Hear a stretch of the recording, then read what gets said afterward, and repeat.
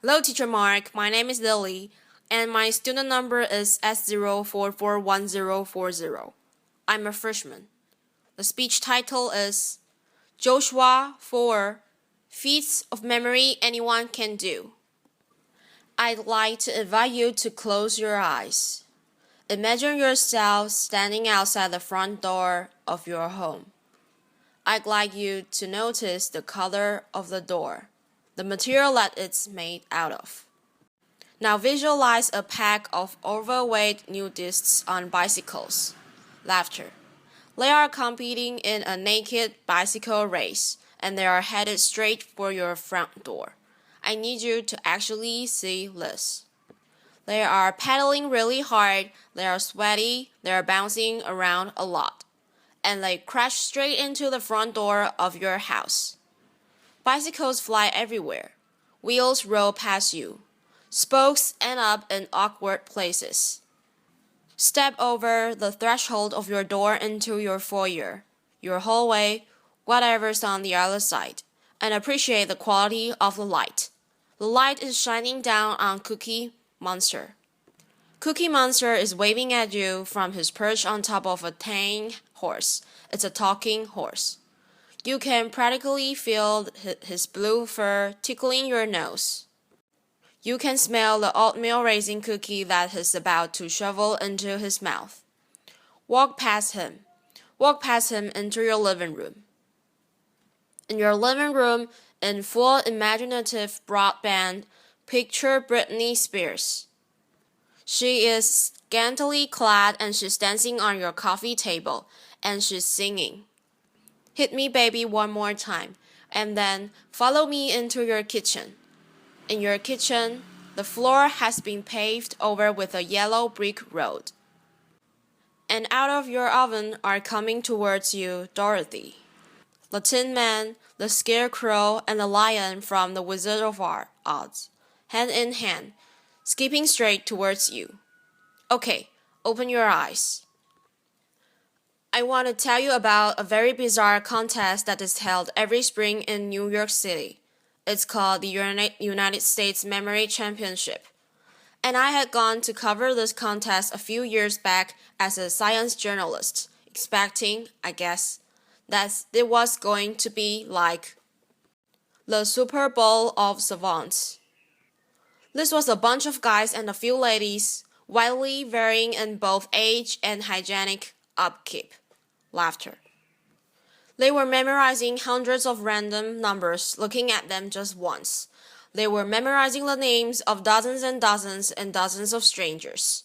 They were memorizing entire poems in just a few minutes. They were competing to see who could memorize the order of a shuffled pack of playing cards the fastest. I was like, this is unbelievable. These people must be freaks of nature. And I started talking to a few of the competitors. This is a guy called Ed Cook, who had come over from England, where he had one of the best trained memories. And I said to him, Ed, when did you realize that you were a savant? And Ed was like, I'm not a savant. In fact, I have just an average memory. Everybody who competes in this contest will tell you that they have just an average memory. We've all trained ourselves to perform these utterly miraculous feats of memory using a set of ancient techniques. Techniques invented 2,500 years ago in Greece, the same techniques that Cicero had used to memorize his speeches, that medieval scholars had used to memorize entire books. And I said, wow, how come I never heard of this before? And we were standing outside the competition hall, and Ed, who is a wonderful, brilliant, but somewhat eccentric English guy, says to me, Josh, you're an American journalist. Do you know Britney Spears? I'm like, what? No. Why? Because I really want to teach Britney Spears how to memorize the order of a shuffled pack of playing cards on US national television. It will prove to the world that anybody can do this. Laughter. I was like, well, I'm not Britney Spears, but maybe you could teach me. I mean, you've got to start somewhere, right? And that was the beginning of a very strange journey for me.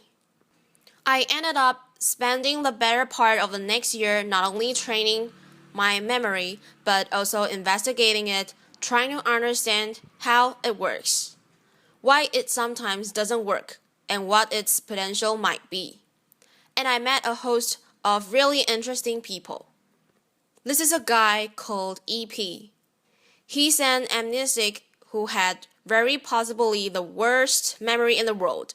His memory was so bad that he didn't even remember he had a memory problem, which is amazing. And he was this incredibly tragic figure. But he was a window into the extent to which our memories make us who we are. At the other end of the spectrum, I met this guy. This is King Peak. He was the basis for Dustin Hoffman's character in the movie Rain Man. We spent an afternoon together in the Salt Lake City Public Library memorizing phone books, which was scintillating laughter. And I went back and I read a whole host of memory treatises written 2,000 plus years ago in Latin, in antiquity, and then later in the Middle Ages. And I learned a whole bunch of really interesting stuff. One of the really interesting things that I learned is that once upon a time, this idea of having a trained, disciplined, cultivated memory was not nearly so alien as it would seem to us to be today. Once upon a time, people invested in their memories, in laboriously furnishing their minds. Over the last few millennia, we've invented a series of technologies, from the alphabet to the scroll to the codex, the printing press, photography, the computer, the smartphone, that have made it progressively easier and easier for us to externalize our memories, for us to essentially outsource this fundamental human capacity. These technologies have made our modern world possible, but they've also changed us. They've changed us culturally, and I would argue that they've changed us cognitively. Having little need to remember anymore, it sometimes seems like we've forgotten how. One of the last places on earth where you still find people passionate about this idea of a trained, disciplined, cultivated memory is at this totally singular memory contest. It's actually not that singular. There are contests held all over the world, and I was fascinated. I wanted to know, how do these people do it? A few years back, a group of researchers at University College London brought a bunch of memory champions into the lab. They wanted to know, do these guys have brains that are somehow structurally, anatomically different from the rest of ours? The answer was no. Are they smarter than the rest of us? They gave them a bunch of cognitive tests, and the answer was not really.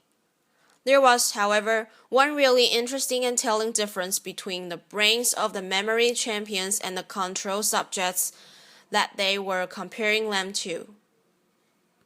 When they put these guys in an fMRI machine, scanned their brains while they were memorizing numbers and people's faces and pictures of snowflakes, they found that the memory champions were lighting up different parts of the brain than everyone else.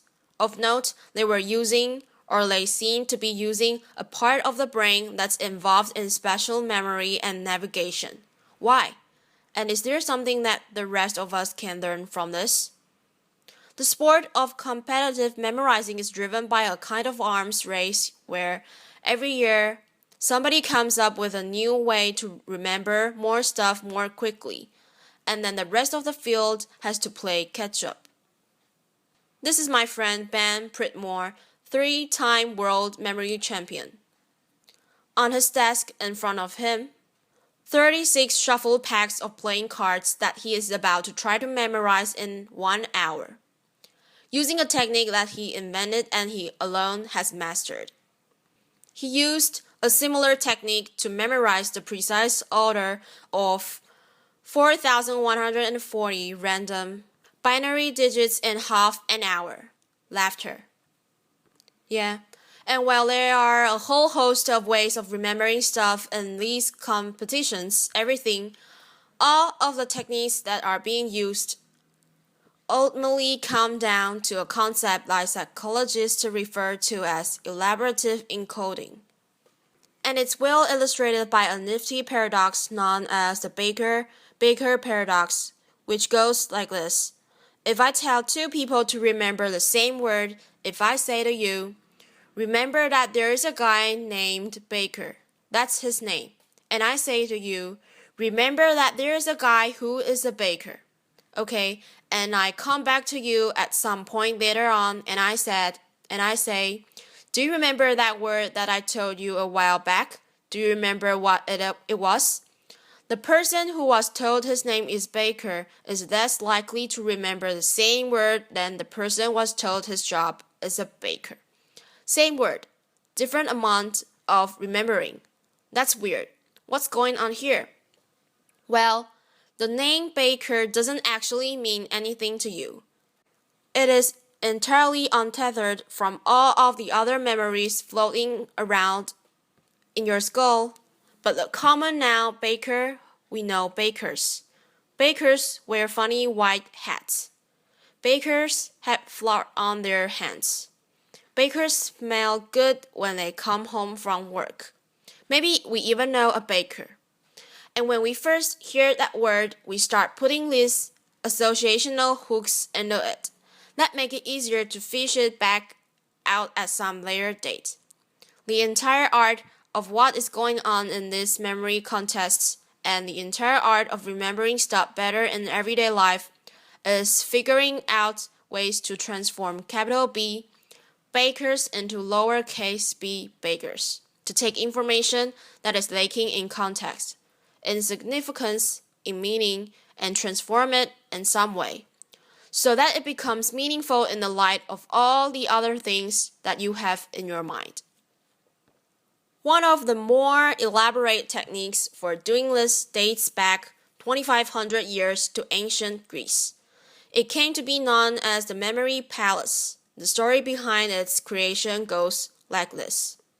There was a poet called Simonides who was attending a banquet. He was actually the hired entertainment, because back then, if you wanted to throw a really slamming party, you didn't hire a DJ. You hired a poet. And he stands up, delivers his poem from memory, walks out the door, and at the moment he does, the banquet hall collapses. Kills everybody inside. It doesn't just kill everybody. It mangles the bodies beyond all recognition. Nobody can say who was inside. Nobody can say where they were sitting. The bodies can't be properly buried. It's one tragedy compounding another. Simonides, standing outside, the sole survivor amid the wreckage, closes his eyes and has this realization, which is that in his mind's eye, he can see where each of the guests at the banquet had been sitting, and he takes their relatives by the hand and guides them each to their loved ones amid the wreckage. What Simonides figured out at that moment is something that I think we all kind of intuitively know, which is that as bad as we are at remembering names and phone numbers and word-for-word instructions from our colleagues, we have really exceptional visual and spatial memories. If I asked you to recount the first 10 words of the story that I just told you about Simonides, chances are you would have a tough time with it. But I will wager that if I asked you to recall who is sitting on top of a talking tin horse in your foyer right now, you would be able to see that. The idea behind the memory palace is to create this imagined edifice in your mind's eye and populate it with images of the things that you want to remember. The crazier weirder, more bizarre, funnier, raunchier, stinkier the image is, the more unforgettable it's likely to be. This is advice that goes back 2,000 plus years to the earliest Latin memory treatises. So how does this work? Let's say that you've been invited to TED Center stage to give a speech, and you want to do it from memory, and you want to do it the way that Cicero would have done it if he had been invited to TEDx Rome 2,000 years ago. Laughter. What you might do is picture yourself at the front door of your horse, and you'd come up with some sort of crazy, ridiculous, unforgettable image to remind you that the first thing you want to talk about is this totally bizarre contest. Laughter. And then you'd go inside your horse and you will see an image of Cookie Monster on top of Mr. Ed. And that would remind you that you would want to then introduce your friend Ed Cook. And then you'd see an image of Britney Spears to remind you of this funny anecdote you want to tell. And you'd go into your kitchen, and the fourth topic you were going to talk about was this strange journey that you went on for a year, and you'd have some friends to help you remember that. This is how Roman orators memorized their speeches, not word for word, which is just going to screw you up, but topic for topic.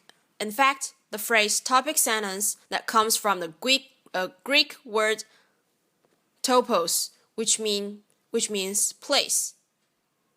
That's a vestige of when people used to think of oratory and rhetoric in these sorts of special terms. The phrase in the first place, that's like in the first place of your memory palace. I thought this was just fascinating, and I got really into it. And I went to a few more of these memory contests. And I had this notion that I might write something longer about this subculture of competitive memorizers. But there was a problem. The problem was that a memory contest is a pathologically boring event. Laughter. Truly, it is like a bunch of people sitting around talking the SATs. I mean, the most dramatic it gets is when somebody starts messaging their temples. And I'm a journalist. I need something to write about. I know that there's incredible stuff happening in these people's minds, but I don't have access to it. And I realized if I was going to tell the story, I needed to walk in their shoes a little bit. And so I started trying to spend 15 or 20 minutes every morning before I sat down with my New York Times, just trying to remember something. Maybe it was a poem. Maybe it was names from an old yearbook that I bought at a flea market. And I found that this was shockingly fun. I never would have expected that. It was fun because this is actually not about training your memory. What you are doing is you are trying to get better and better at dreaming up these utterly ludicrous, raunchy, hilarious, and hopefully unforgettable images in your mind's eye. And I got pretty into it. This is me wearing my standard competitive memorizer's training kit. Laughter. It's a pair of earmuffs and a set of safety goggles that have been masked over except for two small pinholes, because distraction is the competitive memorizer's greatest enemy. I ended up coming back to some contest that I had covered a year earlier. And I had this notion that I might enter it sort of as an experiment in participatory journalism. It'd make, I thought, maybe a nice epilogue to all my research. Problem was, the experiment went haywire. I won the contest. Laughter, which really wasn't supposed to happen. Applause.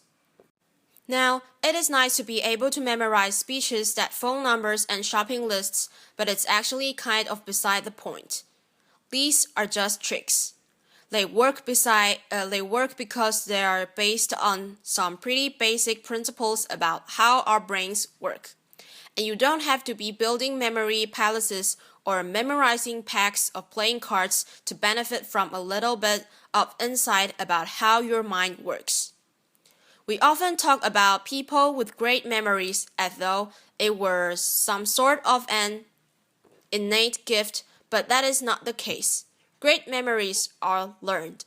At the most basic level, we remember when we pay attention. We remember when we are deeply engaged. We remember when we are able to take a piece of information and experience and figure out why it is meaningful to us, why it is significant, why it's colorful, and when we are able to transform it in some way that makes sense in the light of all of the other things floating around in our minds. When we are able to transform bakers into bakers. The memory palace, these memory techniques, they are just shortcuts. In fact, they are not even really shortcuts. They work because they make you work. They force a kind of depth of processing, a kind of mindfulness, that most of us don't normally walk around exercising. But there actually are no shortcuts. This is how stuff is made memorable. And I think if there's one thing that I want to leave you with, it's what EP, the amnesic who couldn't even remember he had a memory problem, left me with, which is the notion that our lives are the sum of our memories. How much are we willing to lose from our already short lives by losing ourselves in our Blackberries, our iPhones, by not paying attention to the human being across from us who is talking with us, by being so lazy that we're not willing to process deeply?